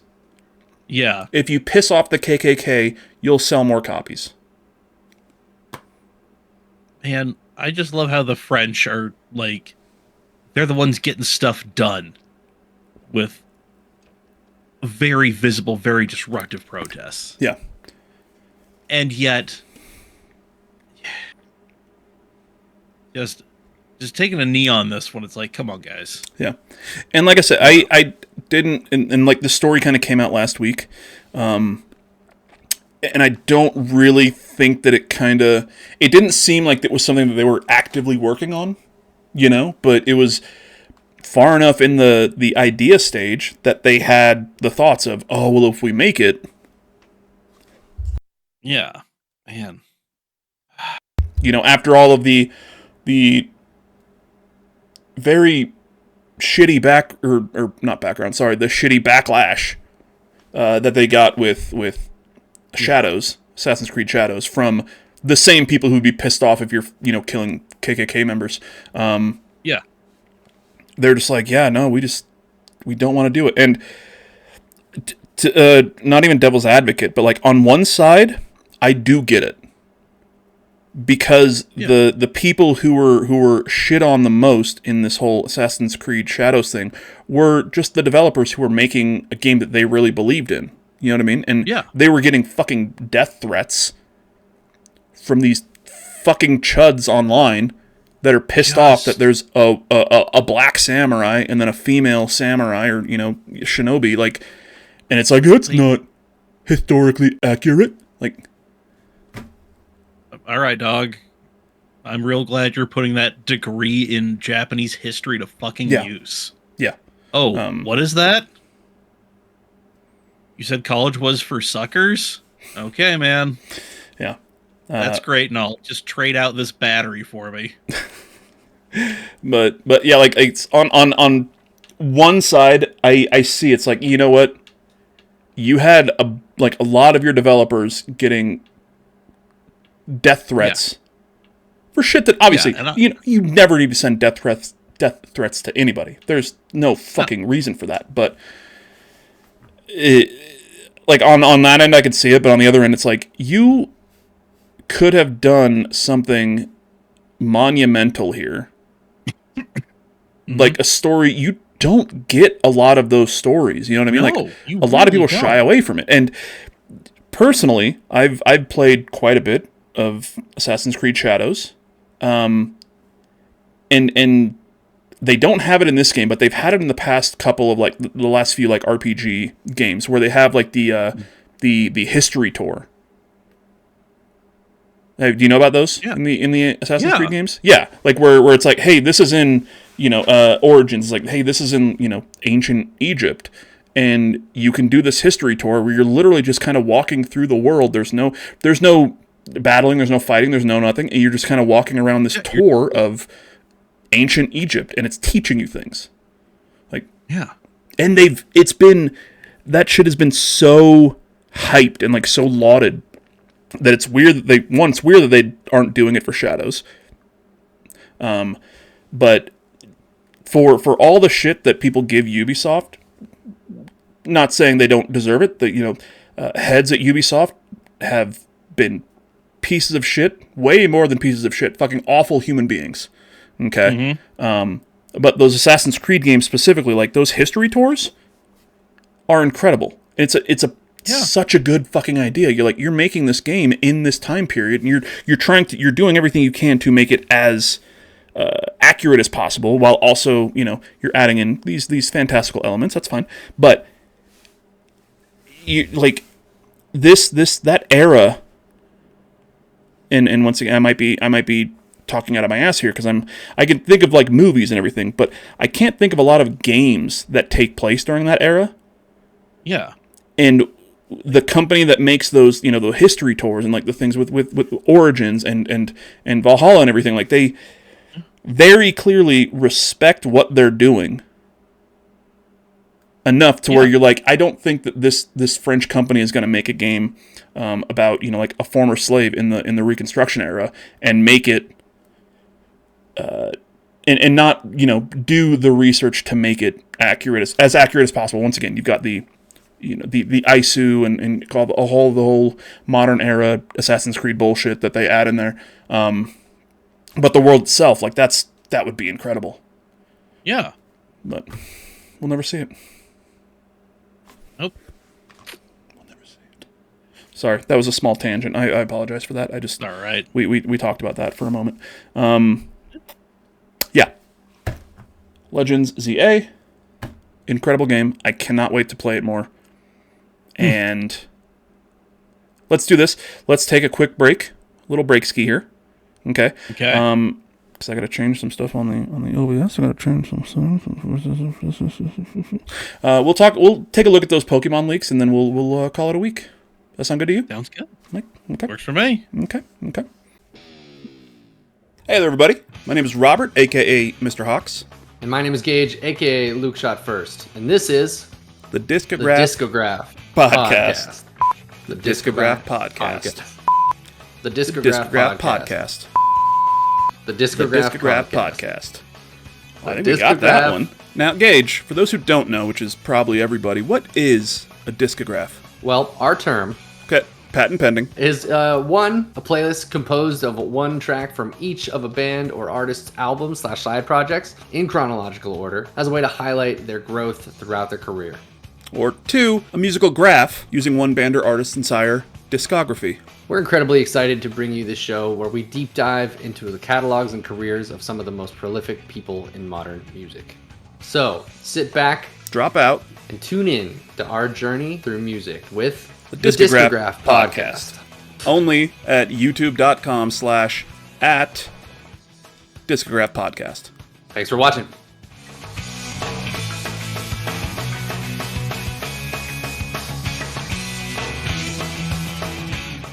All right, we are back. So, Mike, it's just the two of us on screen right now. So we'll give a big ol'. If you don't want to look at any of these leaks, if you don't want to know, if you haven't looked into what they are, if you don't want to know anything about them right now, go ahead and skip to somewhere, skip to the end here. I don't have a time stamp for you. I'm sorry, because we're recording this and it's going to be edited down a bit, so I'm not entirely sure. But yeah, so before we get into what we're about to talk about, which is the supposed roadmap leak that reveals the next 5 years of games, if you don't want to know, go ahead and kind of scrabble forward, or at least mute it and don't look at the screen, and go forward to the end, and we will see you there. No, we're not offended at all. We get it. Yeah. So, yeah. All right. All right. So, 3, 2, 1. Bam. Okay. All right. This is thegamepost.com. Thegamepost.com. Sorry. Abdullah Jawad, published October 13th, so, little over a week ago. Halo Studios reportedly not using generative AI for game development despite earlier claims. Cool. All right. New Pokemon roadmap leak reveals next 5 years of games. Once again, take this all with a grain of salt. Who knows how potentially true it might be. So, it's got a screenshot of Legends ZA. Okay. A new Pokemon roadmap has reportedly leaked, revealing Game Freak's plans for Gen 10, Gen 11, Legends, Galar, ooh, that sounds dope, and more. Massive new Pokemon leak hit the internet. It's giving fans a peek behind the curtain at what Game Freak might be planning for the next 5 years. The info comes from Centro Leaks, which shared what looks like internal documents and images outlining several upcoming Pokemon projects from new generations to online games. According to what's been shared, Game Freak's current focus is Pokemon Gen 10, which is rumored to be titled Pokemon Winds and Pokemon Waves, reportedly set for 2026, followed by new DLC in 2027. After that, the studio seems to be planning Pokemon Legends Galar, with a release window sometime around 2027 or later. There's also mention of a mysterious multi-region remake expected to arrive closer to 2028 or beyond. So the Galar region, like I said, that is Sword and Shield. That is England. Okay. So fucking give me anything in the Galar region. Okay. At all, like anything. Mike, anything. Anything. So Image, the Pokemon company, apparently from the leaks, Pokemon Winds and Waves. I believe there was, I think before it was either before Sword and Shield or before Scarlet and Violet, there was some sort of leak that was like, oh, the next Pokemon game is called this and this, and there were logos kind of mocked up like this that were just completely fake. So that's why I'm, once again, take everything with a grain of salt. Who knows? I don't even know how they got these supposed leaks. If it was hacked, if it was just something that kind of came out, I'm not entirely sure.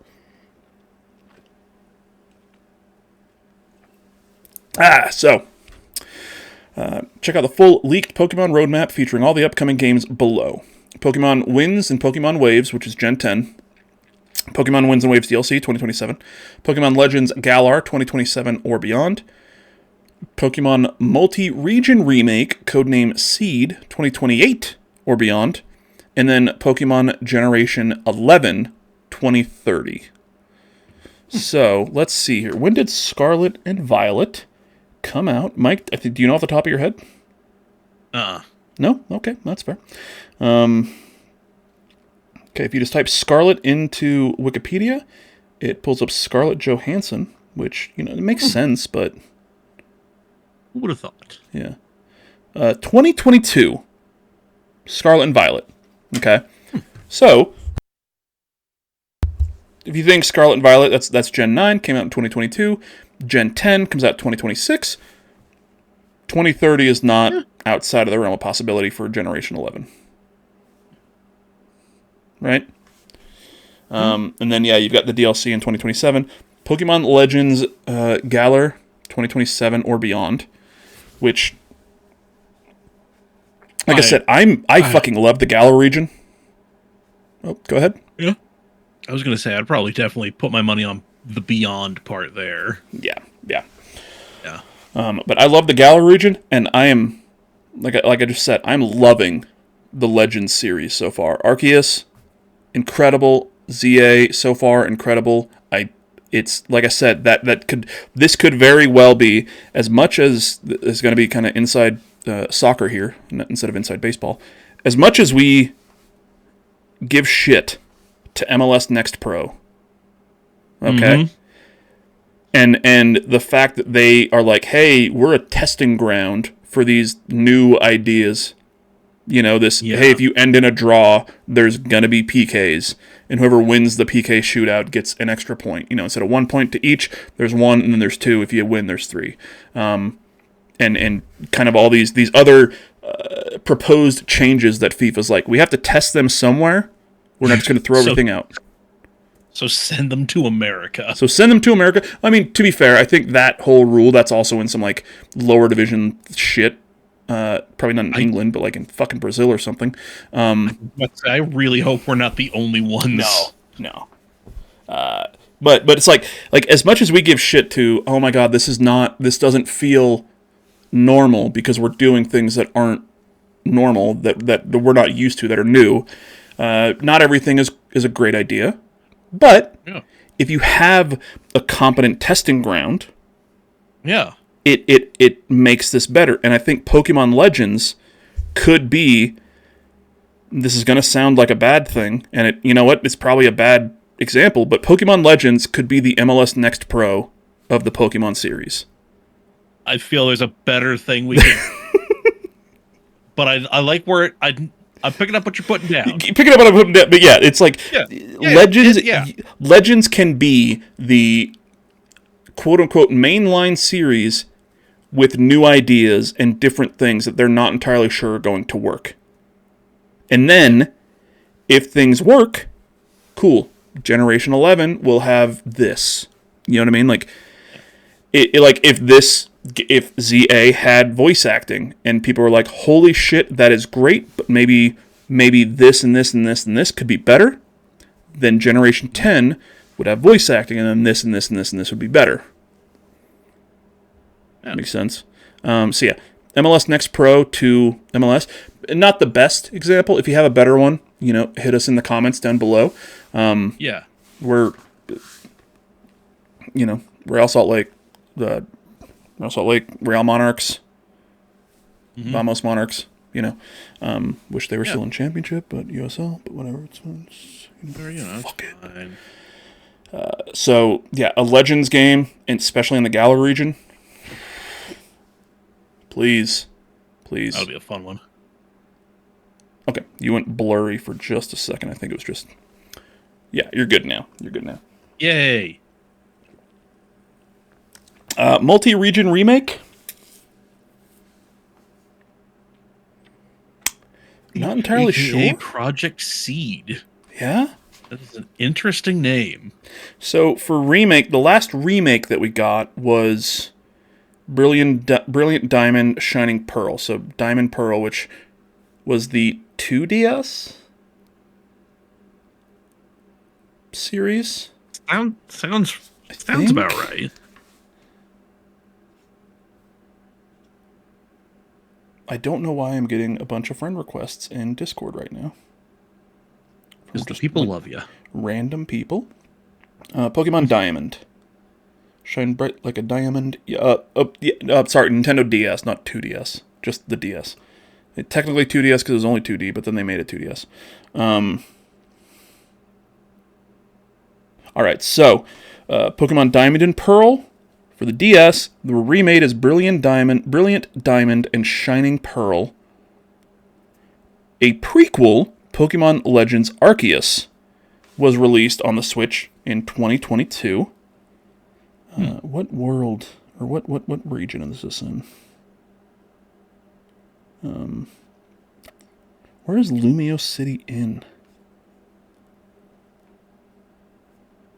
Sorry, Mike, vamp about Pokemon for a moment. Man, that's the one thing I could always appreciate about any Pokemon game.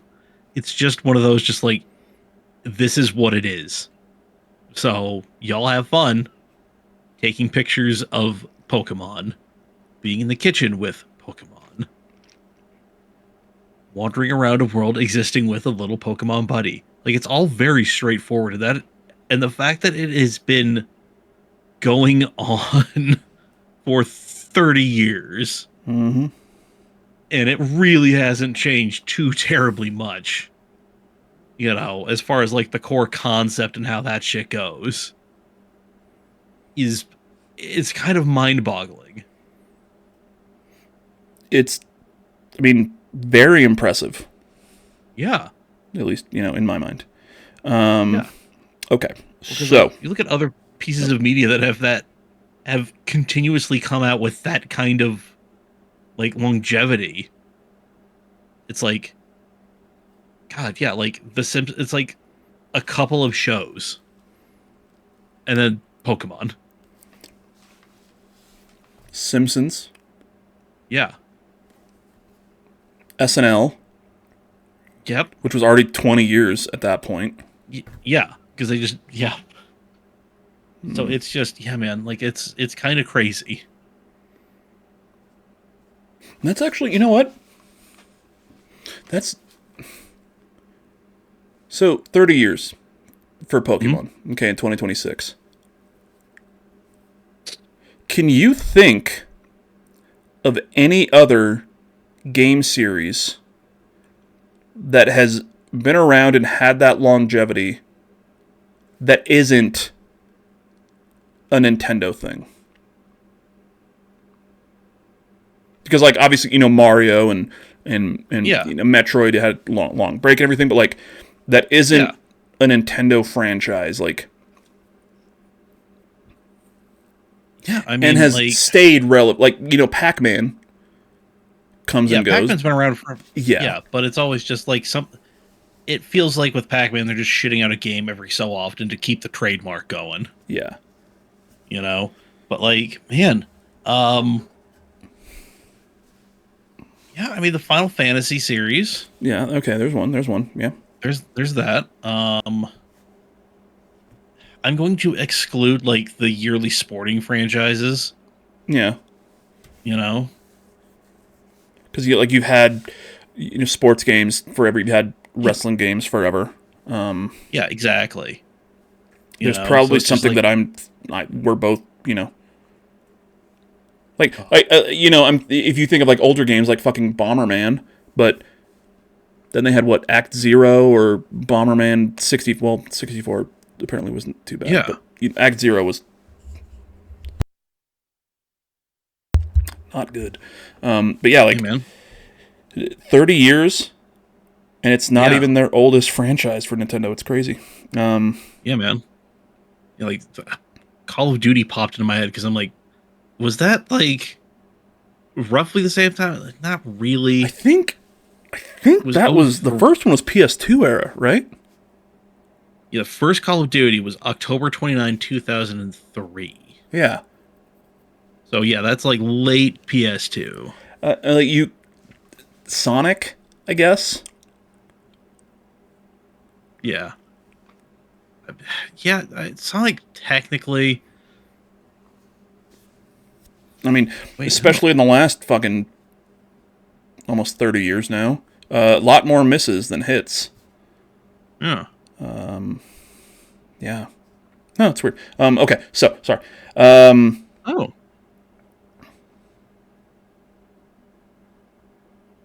Yeah.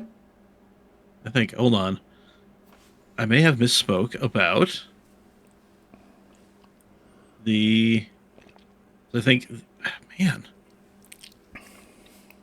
the first Call of Duty was released as a PC game in 2003. Okay, that makes sense. Makes sense. PC. Yeah. Yeah. And then, yeah, man, Jesus. Okay, all right. Yeah, no, then like immediately, then there was Finest Hour, which is a GameCube, PS2, Xbox, but then Call of Duty 2 and onward. Okay. Okay. Yeah, I mean, well, they kind of bounce back and forth. God damn, these generations, when they used to overlap, they over fucking lapped. Like simultaneous releases, weird ports. Man, like that's one of the things that like you hear all this stuff being like, oh my god, Xbox is or Microsoft's making, they're working on the next Xbox and Sony's working on the next PlayStation, but because of specifically like COVID, you know, and hardware shortages when the PS5 and the Xbox Series came out, it doesn't feel like we're at that point now where those are the main consoles. I mean, they clearly are, but you're still seeing games coming out for the PS4 and for the Xbox One because a lot of this shit is still cross-generational. It doesn't feel like we've made that leap. Yeah, we haven't. This current console generation feels like a half step. Yeah. And I also think that we're at the point now where you can't really be like, oh, look at the next generation of consoles and look how much better the graphics are. No, like graphics are like legitimately like they can obviously get better, but you're not going to make that generational leap now. So if you're making a new system, as much as even earlier we said, the Switch is not it wasn't powerful enough for a lot of games, and the Switch 2 is still not as powerful as other things. It's like, but those, like, the Switch and the Switch 2 are revolutionary. The whole, you've got this handheld that can then go, on the big screen and with all this other functionality and stuff. It's like, that's what you should be focusing on for the next generation. Is like, we can't make the games look that much better, but maybe it's a bad word for it. You can have a gimmick where it's like, oh, I need this because it does this. Or like, just make some of the best memories I have, and this is definitely dating me, but it was like, no, I think your girlfriend is dating you. Oh, that's true. That's very true. Fucking nailed it there, big dog. Just from the top of the 18-yard box, a fucking dart to the upper corner. All right, go ahead. Sorry. No, some of the best memories I've had have been like sitting in a room with me and my friends, either like all playing like something like Smash Brothers or some other thing where like four of us could get down, or like playing Heroes of Might and Magic and just each of us taking turns, just like going from like one part of the, like seat, like awkward, like weird banana chair, then bed, and then back to seat, you know? Yeah, yeah. Because the buddy had his computer in his room, so that's just how the rotation went. You know, it's like, shit. That was awesome. Like, I think, you know, a return to, like, yeah, couch co-op, you know? Like, in the room multiplayer, you know, like, having that be more of a thing. I think, man, that could definitely do something. I don't need... You've got things that you can do, and it's... Yeah. Yeah. And, like, yeah, and with how expensive these damn things are getting, it's just like, man, you're getting to the point where it's just like, I'm not seeing the benefit of getting a fucking PlayStation 5 Yeah. over building another gaming PC. Yeah, yeah. Other than, I mean, especially now, it's like, yeah, if I want the PlayStation exclusive games, you know, like their first party games, if you want it day one, you have to have a PS5. But if you can wait a year, because you have fucking 100 other goddamn games to play at all times, it'll come to PC. Will it work day one? Probably not, but still, you know what I mean? It'll get fixed at some point. Yeah. But, out, but yeah, like Xbox games, they're coming out day and date on PC. Mm-hmm. Which cool. It's like, yeah, it's like, okay, I do have to, like, you know, I can pay for Game Pass, which is getting to be utterly goddamn ridiculous. And yeah, just be like, all right, well, it's included, so let's just fucking get down. Yeah. But also, if I'm not doing that, it's just like, I have Steam, I have GOG, like, I have all of these other storefronts, which is in not which to get great. this game. It kind of sucks that there's a lot, but still, you know what I mean? Like you're playing everything on the same device, you know, your PC. Yeah, exactly. So. Yeah, exactly. Like, I don't have to worry about anything. It's just, it all fucking works. And yeah, I don't have to, like, wait for somebody to figure out how to do something on, you know, like a hardware modification or something. I don't have to buy incredibly specific and very expensive parts to, you know, like, expand the memory like I have to with my Xbox. You know? Oh my god, don't fucking tell me about it. Jesus Christ. Yeah, man. It's just like, if I need more, I think I can put another 1 or 2 hard drives in this goddamn thing. Yeah. You know? It's like, I'm not gonna... with a PC, there is never a want for power. It's always there. Yeah. You know?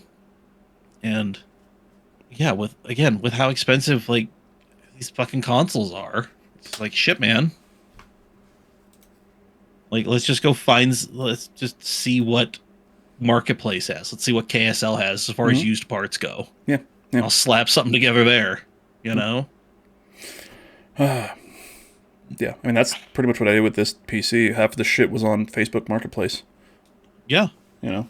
Get the job done, man. And by half the shit, I mean half of the price, which was the GPU. Mm-hmm. Which everything else was bought new, but it's like, you know, I've got an MSI motherboard, which was the most expensive thing outside of the GPU. Mm-hmm. And the CPU. Well, the CPU I bought from fucking AliExpress. Yeah. For $75, and I was shocked that it was exactly what it said it was. Yeah, I was very concerned when you said AliExpress. I'm like, oh boy. And then it showed up like in 4 days. I don't know how that happened. The RAM, Amazon. Fans, Amazon. Yeah, like... Case, guess where? Amazon. Nope. Amazon. Walmart? Yeah. It's just like an NZXT case, and it's one of their kind of lower end models. It's exactly what I need. Yeah. So, yeah. Yeah, but I mean, just like, man, But yeah, no, I know exactly what you're talking about. Back to Pokemon. I was looking up. What the because the last remake was Diamond Pearl. So I was looking up like what the next, if they were to do that, what the next remake would be, and it would be Black and White, which is in the Unova region, based in New York, based on New York, followed by X and Y, which is in the Kalos region, which is where Lumiose City is from, this new Legends ZA game. Yeah. I think, right? Yes, because it's based on France. But, kind of reading on here, leaked details on Gen 10, Project Seed, and Legends Galar. Gen 10 focus on a theme of infinity and take place across a chain of islands inspired by Southeast Asia, which is kind of, Okay. I haven't played, there's one generation of Pokemon that I never really played, and that was Sun and Moon, which the setting there is based on, like, Hawaii, so a chain of islands, so I don't know exactly how different this, obviously different, but, like, you know what I mean. Let's talk about the multi-region remake, which reportedly carries the codename Project Seed. Goal is to let players walk seamlessly from Sinnoh to Hoenn. So Sinnoh is the region for Diamond Pearl, okay? Yeah. And Hoenn is the region for Ruby Sapphire, which is the... so Ruby Sapphire is Gen 3, Diamond Pearl is Gen 4. So if this is seamlessly from Gen 3 to Gen 4, with Kitakami from Scarlet Violet's DLC included as well. Jesus. So that doesn't sound like it's necessarily a remake of one of the games, just like hey, this is a story we're telling in these places that you've been to, Yeah, we're literally connecting the worlds. Yeah. Because, like, my first thought, multi-region remake, the next thing you might do is black and white. It's like, okay, well, maybe they're just going to do black and white and X and Y together. Yeah. And then that would make sense because X and Y is Kalos, which is where Lumiose City is, which is what Legends is, But hey, if you want to do a Sinnoh to give me 2 full-ass fucking regions, hell yeah, I'll play the fuck out of that. Hell yeah. What's especially interesting is that the name Seed also shows up in a separate context describing a prototyping project for a next-gen online Pokemon game. Oh. So that could be interesting. We'll see. Then there's the big reveal. Pokemon Legends 3 is set in Galar, and it's taking things way back, roughly 1,000 years in the past. Ooh. So the leak claims players will be tasked with creating the first Gigamax Pokeball. Dynamax, Gigamax are like they make things giant in the Galar region. A clever way to tie in to Galar's unique Dynamax and Gigantamax, mechanics. It's something about budgets, don't care. Whatever. Of course, it's worth saying none of this has been confirmed by Nintendo or the Pokemon company. So probably I don't think they would ever come out and be like, hey, this is, what's happening. This is our plan is we're going to give you Generation 10 now, and then in 4 years, here's Generation 11, and in between there, here's this game. Like, we're not going to get any confirmation that any of this is real until they confirm that something, that they're real one by one. Yeah. So we'll see. Once again, grain of salt. I truly think that 2026, the 30th anniversary, they're going to announce Generation 10. I don't think that's outside of the realm of possibility at all. Yeah, no, that's almost a lead pipe cinch. Yeah. Everything beyond that,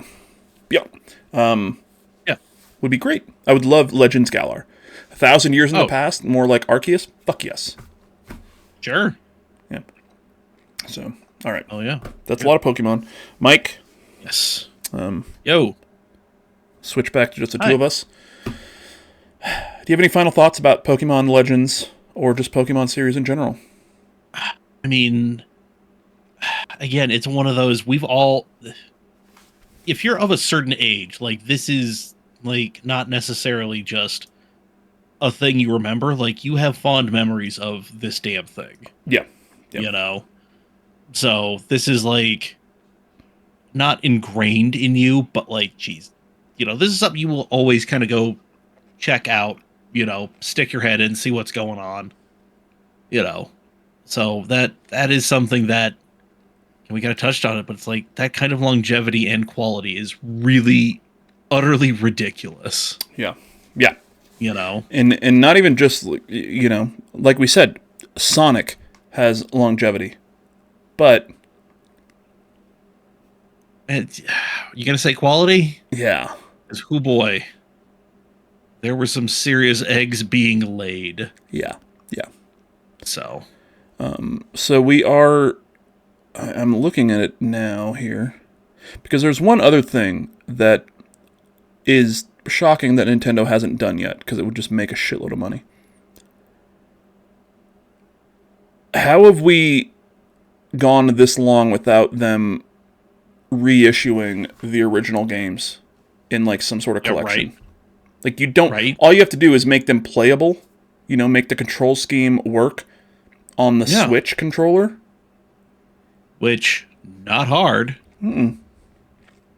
And no, like you can make almost any Pokemon game. Like, okay, obviously it's going to take some like overhauling on the back end, but as far as like the control, like the button mapping and everything, you've got a shit ton of buttons on a Switch that you didn't have. Way more than you had on the fucking Game Boy.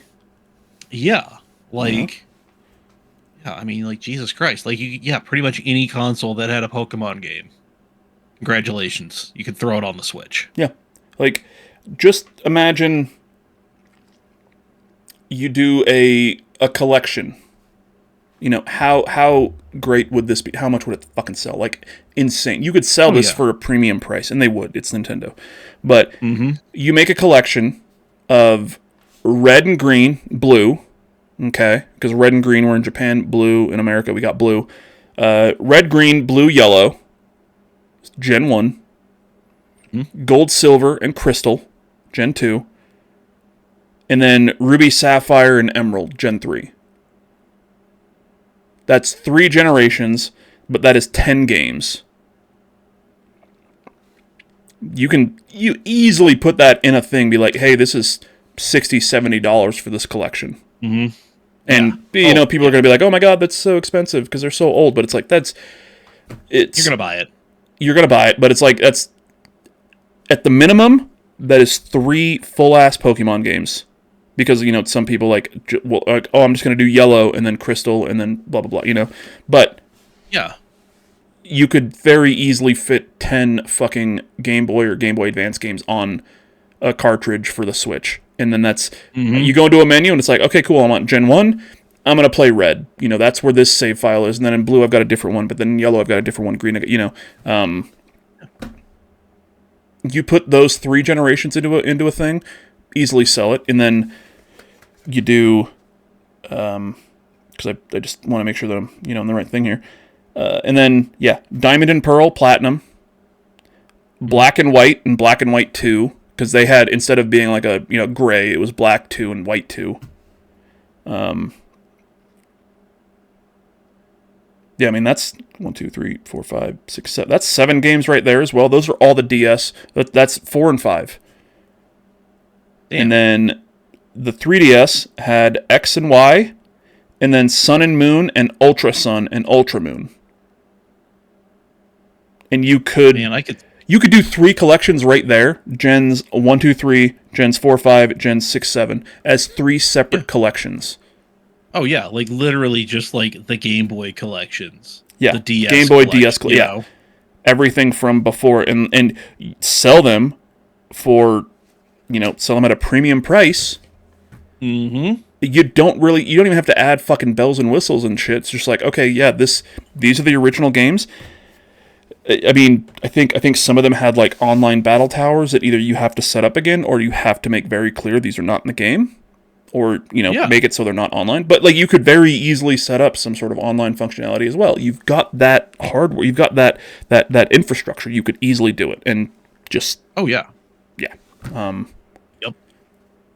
Yeah, and if you're not adding them to the Nintendo virtual consoles, yeah.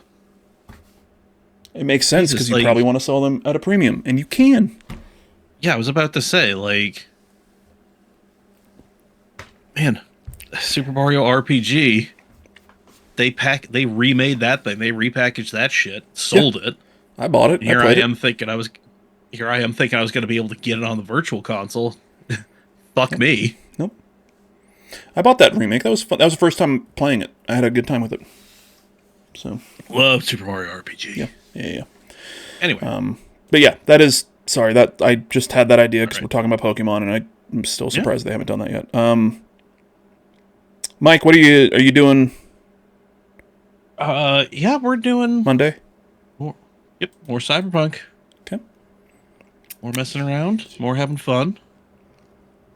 So, yeah, we got that going. I don't know. Might toy with the idea of doing an additional stream or a longer stream. You know, kind of double up, give myself a Monday evening off. Yeah. You know, so who knows? We'll see. Keep your eyes on all the social medias. Yep. Nerding for Beginners across platforms. NFB official. .bluesky.social or whatever it is. Yeah. That's 1000% on me. That hasn't been updated yet. It's fine. Yeah. Yeah, I've been streaming kind of here and there. I'm trying to get more into the swing of things, trying to get, doing more stuff. We're going to do our community night, our Fallout 76 community night this week and next, actually maybe next week. I don't know. That would be like October 30th. That'd be the night before Halloween. Yeah. We'll see. Yeah, we'll see. But we'll do we'll do a Community 76 night. We were going to do it last week and kind of just at the very last minute some crazy shit pulled Things up. happened. Yeah. Yeah. So, but we will do that. Raise hail, praise Dale. Damn right. Yep. Love you, Dal. All right, but we'll see y'all next week. Mike, do you have anything else? Yeah. Be good to each other.